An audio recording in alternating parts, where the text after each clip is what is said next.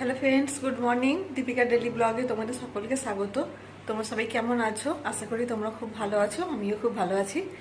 আজকে উঠলাম 5:30, এখন বাজে 6টা বাজেনি এখনো, ওই 6টা বাজবে। মানে ওই ফ্রেশ হলাম, ফুল টুল তুললাম, এইসব করতে করতে 6টা বেজে গেছে। এবারে চাটা করব, চলো তোমরা দেখতে থাকো। আবার একটা নতুন ব্লগ নিয়ে চলে এলাম, আশা করি তোমাদের ভালো লাগবে। চলো। সকালের পরিবেশটা দারুণ, তাই না? খুব একটা গাড়ি ঘোড়ার আওয়াজ নেই, পাখির ডাক আছে, সব মিলিয়ে শান্ত একটা পরিবেশ, খুব সুন্দর লাগে।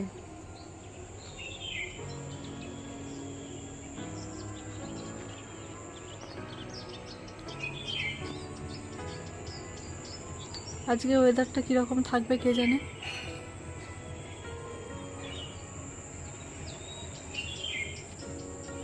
চা খাওয়া হয়ে গেল, এবারে বিছানা তুলবো, রুমে যাচ্ছি। রুম পুরো অন্ধকার।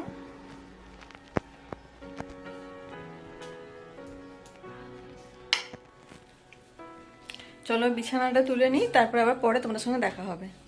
টাটা। আজকে মুগের ডাল করব, তাই ডালটা একটু ভেজে নিচ্ছি। আর আজকে তো একটু নিরামিষ করব, আজকে সিম্পল রান্না করব। আজকে সেরকম কিছু করব না, সিম্পল রান্না করে চালিয়ে নেব আজকে। চলো আজকে সিম্পল রান্না কি কি করি তোমাদের দেখাচ্ছি। আজকে রান্না করব সেগুলো কেটে নিলাম, চলো দেখিয়ে দিই। আজকে সিম্পল রান্না করব। আজকে কুমড়োটা ভাজবো আর আলু ভাজা করব। এটা আছে তরুলি ভাজা, আর আমার শ্বশুরমশাইয়ের জন্য একটা সব রকম তরকারি দিয়ে আলু ছাড়া তরকারি করব, এই তো। আর ডাল তো হচ্ছেই। এইগুলো আমাদের আজকে মেনু। নিরামিষ হলে কিছু তরকারি আর ভালো লাগে না, একটু ভাজাভুজি ডাল হলেই হয়ে যায়। চলো এগুলো করে নিই, তারপরে তোমাদের দেখাচ্ছি। এদিকে ডালটা হয়ে এসেছে প্রায়, আর এইদিকে আলু ভাজাটা করছি। ঘি দিয়ে আলু ভাজা দিয়ে ভাত খেতে বেশ ভালোই লাগে, তাই না? এই নিরামিষের দিনে এই সবগুলোই খাওয়া হয় আর কি। একটু ঘি হবে আর তার সাথে আলু ভাজা, দারুণ লাগে। এদিকে কুমড়োটা ভাজতে দিলাম।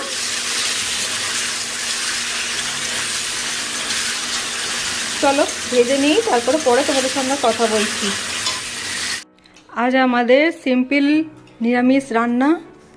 এটা হচ্ছে মুগের ডাল, এটা আলু ভাজা, আর এটা হচ্ছে কুমড়ো ভাজা আর তরুলি ভাজা, আর এটা হচ্ছে আলু ছাড়া একটা সবজি। এটা মেনলি আমার শ্বশুরমশাইয়ের জন্য। এই হচ্ছে আমাদের আজকে লাঞ্চ মেনু। আজ নিরামিষ রান্না, তাই জন্য একটু দই আনা হয়েছে, এটা লাঞ্চে খাওয়া হবে। চলো আবার পরে দেখা হবে তোমাদের সাথে। রাত্রিরে খাওয়ার জন্য দুধটা ফুটিয়ে রাখলাম। এখন ওয়েদারের কথা কিছু বলা যায় না, কখন কেটে যাবে তার ঠিক নেই, তাই সকালেই ফুটিয়ে রাখলাম দুধটা। বাজার দোকান থেকে এত পলিথিন আসে রোজ রোজ, মানে জমা করে রাখলে দেখুন কত জমে গেছে। এগুলো এখানে ওখানে ফেলি না, এক জায়গায় জমা করি, জমা করে লাস্টে পুড়িয়ে দিই। এদিকে ওদিকে ফেললে মাটি নষ্ট হয়ে যাওয়ার সম্ভাবনা থাকে।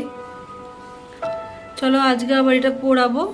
এই 3-4 দিন আগে এক বালতি হয়ে গেছিলো, পুড়িয়ে দিলাম, আবার এত জমে গেছে দেখো। চলো এগুলো পুড়িয়ে দিই।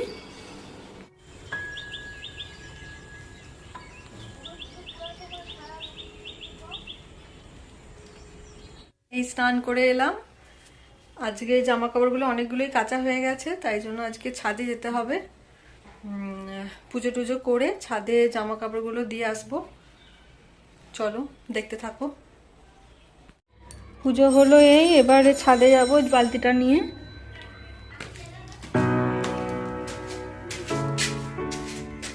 জামা কাপড়গুলো সব মিলে দিলাম। আজকে রোদ হবে কি না কি জানি, এখনো তো মেঘলা মেঘলা ওয়েদার আছে, একবার করে রোদ উঠছে একবার করে মেঘলা হয়ে যাচ্ছে। ছাদে এসেছি যখন গাছগুলো একটু জল দিয়েই যাই, কেননা বেশি রোদ নেই, থাকতে অসুবিধা হচ্ছে না, জল ভরতে দিয়েছি। এই গাছটা প্রতি বছর এই সময় খুব সুন্দর ফুল ফোটে। অন্য সময় মানে সব মরে যায় গাছটা, কিন্তু এই সময়টা আবার ঠিক হবে, হয়ে খুব সুন্দর সুন্দর ফুল ফোটে। তোমাদের দেখাবো একদিন ফুল ফুটলে।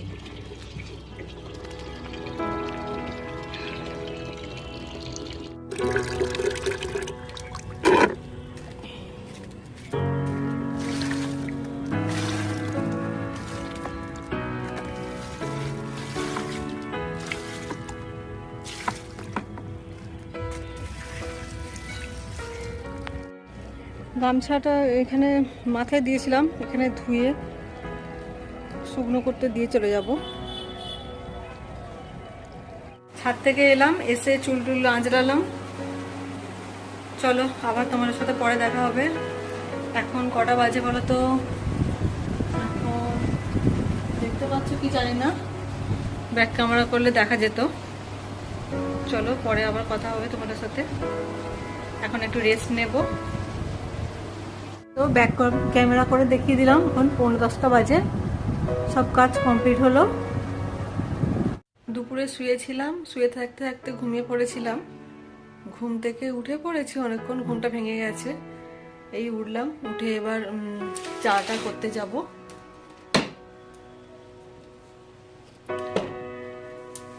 চা করব, রুটি করব, আর জামা কাপড় তো দুপুরেই তুলে নিয়ে চলে এসেছিলাম, ভিজে ভিজে ছিল তাই এখানে মেলে দিয়েছি। চলো চাটা রুটিটা করে নিই।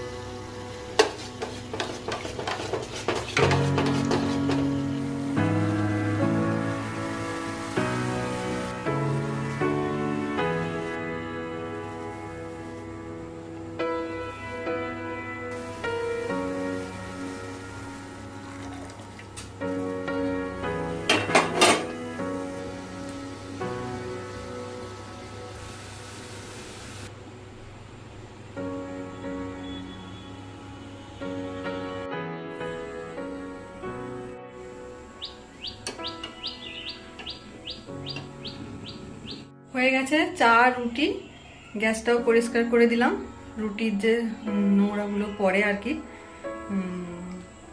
এখনকার মতো কাজ কমপ্লিট।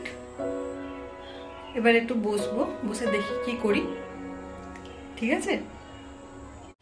এই তো ফ্রেন্ডস, এবার ডিনার করব। ডিনার করে ঘুমাবো না, এখন একটু পরে ঘুমাবো। চলো ডিনার করে আর আসবো না, এখানেই তোমাদেরকে গুড নাইট জানিয়ে দিলাম। গুড নাইট সুইট ড্রিমস, কথা জড়িয়ে যাচ্ছে আমার। গুড নাইট সুইট ড্রিমস, তোমরা খুব ভালো থেকো, সুস্থ থেকো। আমার ভিডিও যদি ভালো লাগে একটু সাবস্ক্রাইব করে দিও please. Okay, tata, bye bye, good night.